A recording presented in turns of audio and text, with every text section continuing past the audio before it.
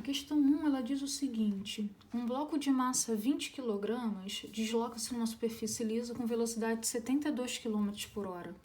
A seguir atinge uma superfície áspera, onde o atrito entre o corpo e a superfície tem coeficiente 0,4. As superfícies são consideradas horizontais. Determine o espaço percorrido pelo bloco na superfície áspera até parar. O que acontece, né? Eu tenho aqui duas situações distintas. A partícula se deslocando inicialmente numa superfície lisa e a partícula se deslocando posteriormente numa superfície áspera, né? E o que isso vai alterar? Isso vai alterar as forças que atuam sobre essa partícula.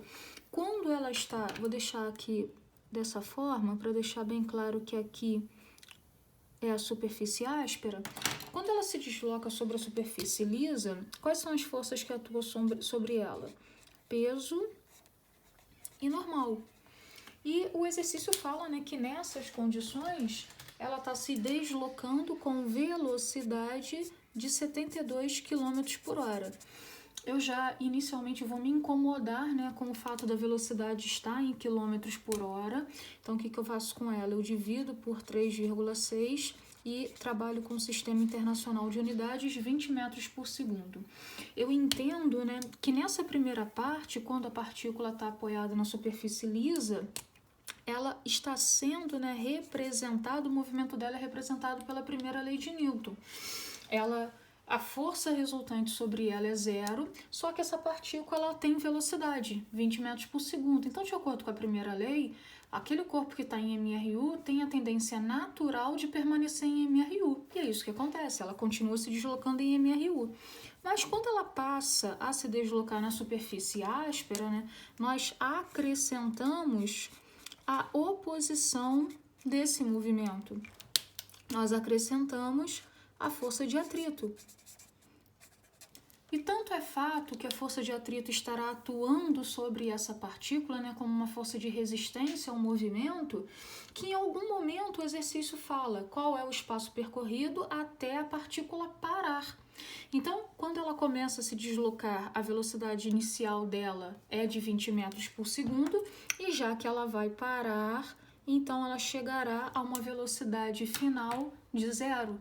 E o exercício quer saber qual é o deslocamento dela entre, né, nessa superfície áspera, desde o momento que ela adentra na superfície com velocidade de 20 até o momento que ela para com velocidade de zero. Então, como a pergunta está relacionada ao momento onde o atrito está atuando, então é para cá que nós vamos olhar. Nessa situação aqui, nós já fizemos a decomposição de forças. Quem é a força resultante sobre a partícula? É o atrito. E como ele se opõe ao movimento, essa força resultante é negativa, né? E eu já vou entender que toda vez que a força resultante é negativa, a tendência da partícula é em algum momento parar. Se a força resultante é negativa, isso significa que as forças que estão contrárias ao movimento, elas são maiores que as forças que compõem aquele movimento. Então, fatalmente, em algum momento, aquela partícula para. Então, a força resultante é a força de atrito, né? Nós temos que normal e peso são perpendiculares ao movimento, então não participam dele. E, de acordo com a segunda lei, força resultante é massa vezes aceleração. Nós vimos que na primeira situação eu estou sob a primeira lei, mas na segunda situação, com a ação da força de atrito sobre o corpo, já passa a atuar sobre ela a segunda lei de Newton. Então, menos Fat é igual a massa vezes aceleração. O exercício deu para a gente o coeficiente de atrito, então menos μ vezes normal é igual a massa vezes aceleração. Nós sabemos que a normal não tem equação própria, eu tenho que sempre recorrer ao meu sistema dinâmico, e nesse sistema aqui, a normal e peso são forças numericamente iguais. Eu não digo que elas são iguais, elas têm valores absolutos iguais. Então, no lugar de normal, eu posso colocar a força peso, que é o que? mg, isso vai ser igual a m vezes a.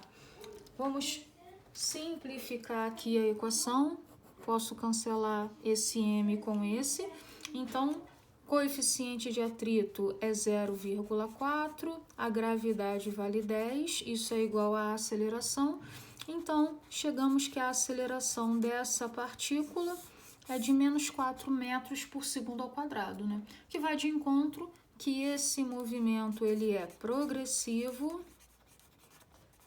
mas ele é retardado. O módulo da velocidade da partícula diminui. Só que a pergunta que o exercício faz, né, ele não está relacionado às características dinâmicas do exercício. Ele está relacionado às características cinemáticas, porque ele pergunta qual é o deslocamento dessa partícula. E aí nós vamos lembrar, né, isso foi conteúdo lá do início do ano, nós vamos lembrar que como tem aceleração, então essa partícula está executando um mRUV e a equação do deslocamento é V0t mais ou menos at² dividido por 2. E já observamos que nós não temos o intervalo de tempo entre a partícula começar com 20 e terminar com 0, mas eu também lembro da equação de Torricelli. V² é V0² mais ou menos 2a ΔS. Essa equação já vai me dar a resposta do exercício sem eu precisar fazer duas contas. Deixa eu só puxar para cá. Pronto.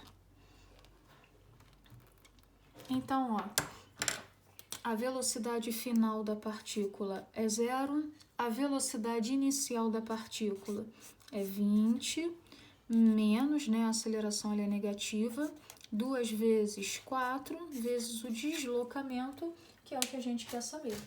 Então, aqui vai dar 8 ΔS é igual a 20 ao quadrado, né, que é 20 vezes 20. Então, o deslocamento é 20 vezes 20 dividido por 8. A gente pode simplificar aqui, divide por 4 dá 5, divide por 4 dá 2, 20 dividido por 2 dá 10, vezes 5, essa partícula se desloca 50 metros até parar.